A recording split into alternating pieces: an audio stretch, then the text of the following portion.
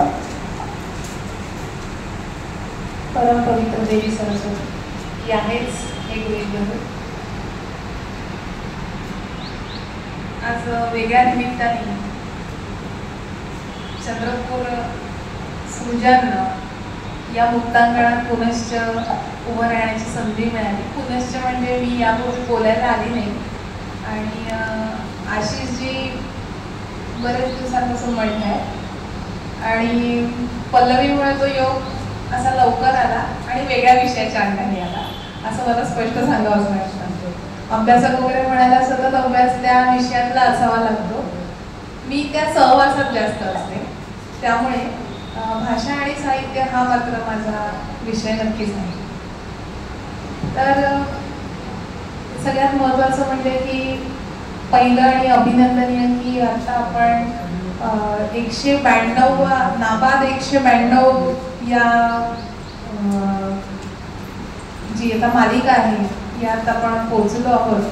200 वेळेला नक्कीच आम्हाला म्हणजे आवडेल की बापरे आता आपण 100 पण क्रॉस करून इथपर्यंत आलो.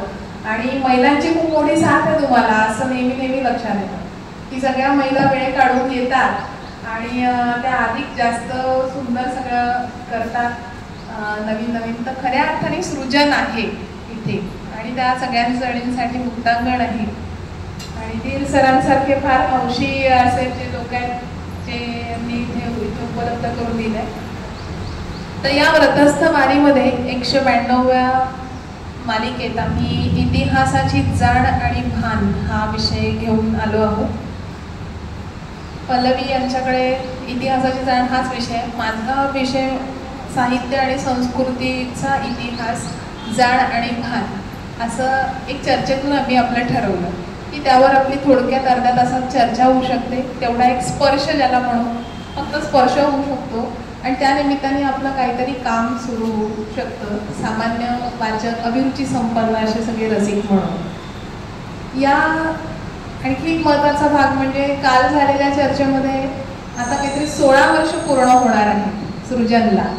तर म्हणजे खऱ्या अर्थाने वेगळ्या अंगाने तारुण्यात प्रवेश आहे की वेगवेगळे लोक येऊन गेले सृजनच्या मुक्तांगणवर आणि त्यामध्ये बाल किशोर असा तुमचा संपूर्ण वेगवेगळ्या लोकांनी ही समृद्ध केले. हा जो हे व्यासपीठ हा छानपैकी समृद्ध केला आहे आणि ते अधिक पोक्त होत जाईल अशी शुभेच्छा मी माझ्या बाजूने देते.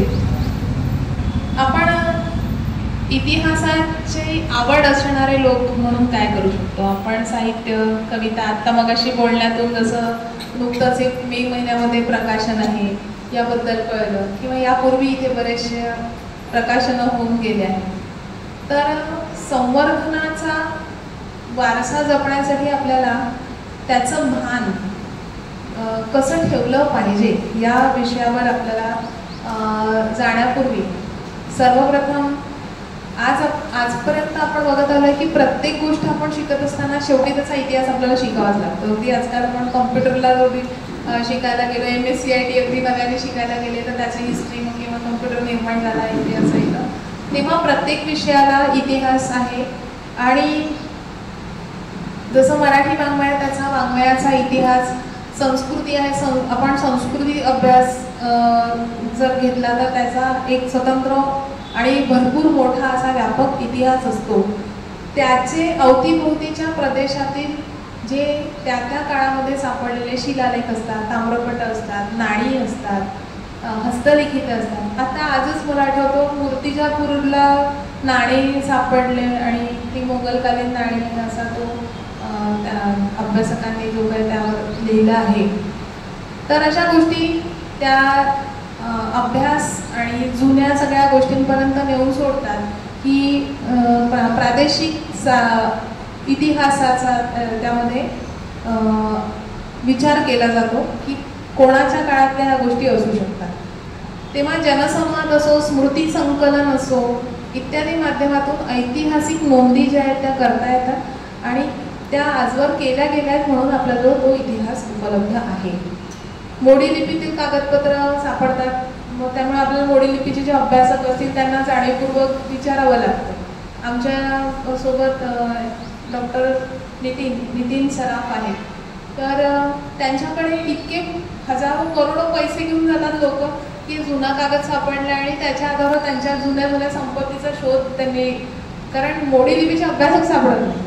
तर म्हणजे किती महत्त्वाच्या गोष्टी आहे. म्हणजे शेवटी भाषा, त्याची जाण, म्हणजे मोडी लिपी त्या काळामध्ये जर असेल तर त्याचा अभ्यास असण्याची आजच्या काळात गरज आहे की आपल्याला विशेष करून फार लांब न जाता प्रादेशिक इतिहासापर्यंत पोहोचता येऊ शकतं.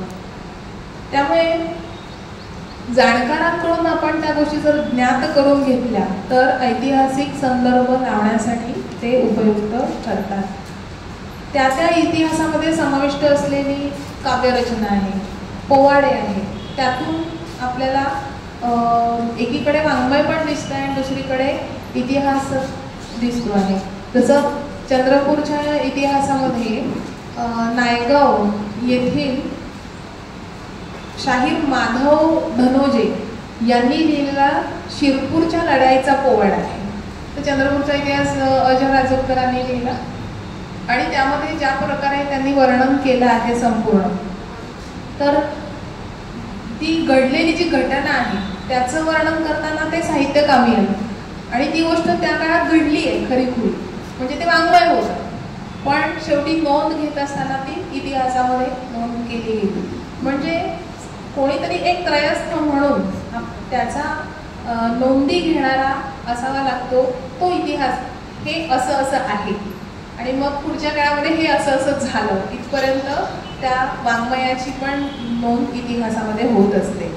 की आपण बाबासाहेब पुरंदरेंचं शिवचरित्र वाचलं, त्याच्यामध्ये अफझल खानाचा वध, असं 2-3 पानाचा नुसता पोवाडाच आहे. आणि मग कशा आधी तो अफझल खानाचा वध आहे, त्याचे बारीक संदर्भ देत त्यांनी तिथे टिपणं लिहिलेले आहेत. आणि मग जिजाबाईंना असं वाटलं की सगळ्यांच्या समोर त्या गोष्टीचा गौरव व्हावा म्हणून तो पोवाडा लावला आणि मग त्यांनी ज्या पद्धतीने सगळं वर्णन केलं आहे ते अतिशय उत्तम वाङ्मय इतिहासाच्या सरमिसळीचं फार छान असं उदाहरण आहे. तेव्हा आपण एक अभिरुची संपन्न वाचक म्हणून काय काय गोष्टी लक्षात ठेवू शकतो, त्यातलं मी 1-2 उदाहरणं सांगते की इतिहास आणि वाङ्मय परस्पर पूरक कसं आहे. तर वणीचे कैलासाचे अप्पाजी ढुमे हे संत होऊन गेले.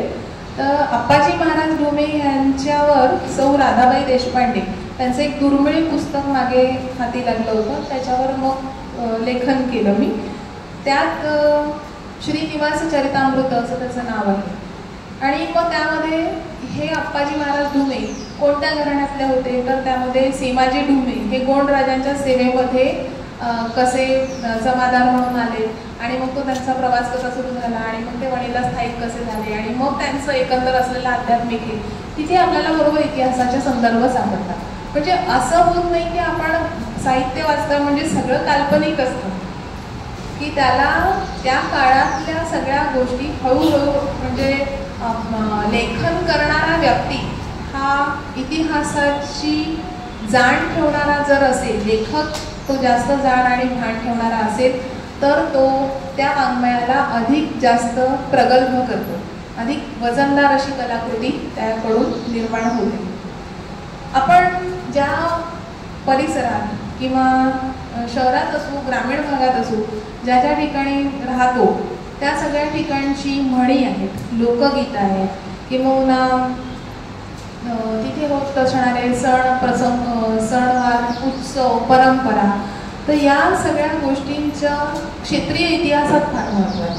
त्यामुळे जसं आता आपण हौशी सगळ्या जणी आहोत काही, तर ज्यांना माहिती आहे की ह्याच्याजवळ गुलाबाईची गाणी या परिसरातली जास्त माहिती, ती सगळी एकत्र करून आपण एखाद्याला लेख लिहिला, अशा अनेक छोट्या छोट्या गोष्टी लेखन केल्या आणि त्याचं आपण पुस्तक प्रकाशित केलं तर तो ऐतिहासिक दस्तऐवज ठरेल.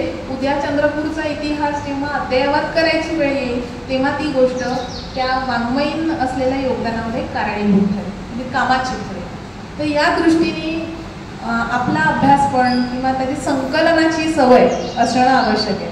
की फक्त साहित्य म्हणजे फक्त मला सुचलं ते लिहिलं असं नाही, तर त्याची संकलन पण व्हायला पाहिजे. 10 गोष्टी आम्ही वाचलेल्याही असाव्या, 11वी निर्माण पण हवी. त्या 2 गोष्टीतून निर्मिती आहे. याशिवाय आपल्या इथे जसं बोली भाषांचा विषय महत्त्वाचा ठरतो प्रादेशिकदृष्ट्या. झाडी बोली आपल्या इथे आहे आणि नुकतंच यावर्षीचं झाडी बोली साहित्य संमेलन वरोड्याला होऊन गेलं. तर तिथे खूप वेगवेगळ्या प्रकारचे झाडी बोलीचे एवढे प्रकाशक, एवढे सगळ्यांचे पुस्तकं लिहिले होते, म्हणजे त्यातले एकमेकांचे किती वाचले असतील शंका यावी. 50 पुस्तकं प्रकाशित केलेले होते. आणि त्याचं नाव पण एक छान आहे, पीक पाणी. झाडी शब्दाचा पीक पाणी. तर त्यामध्ये जेवढं लेखन आहे, लोकांना जे जे वाटलं त्यांनी आपापल्या मनाने लिहिलं, पण उद्या जर त्याचा ऐतिहासिक दस्तऐवज म्हणून वापर केला तर सत्यान्वेषण करावं लागतं. म्हणजे कितपत सत्य आहे हे जाणून घेणं फार आवश्यक आहे. होतं काय की आजकाल साधारण अशी एक सवय लागली की एखादी व्यक्ती खूप मोठं काम करणारी सामाजिक क्षेत्रातली असेल, त्यांनी काम केलं आणि ती गेली, तर थोडं बहुत माहीत असतं इकडून तिकडून, एक ढोबळ मनाने अमुक होता असं करून सगळं लेखन करायचं मोकळं होतं. पण त्यांनी त्याच्या काळामध्ये कोणाकोणावर लेखन केलं आहे, कोणाशी भेटी झाल्या आहेत, त्याचे संदर्भ शोधण्याची चिकाटी असणं फार आवश्यक आहे.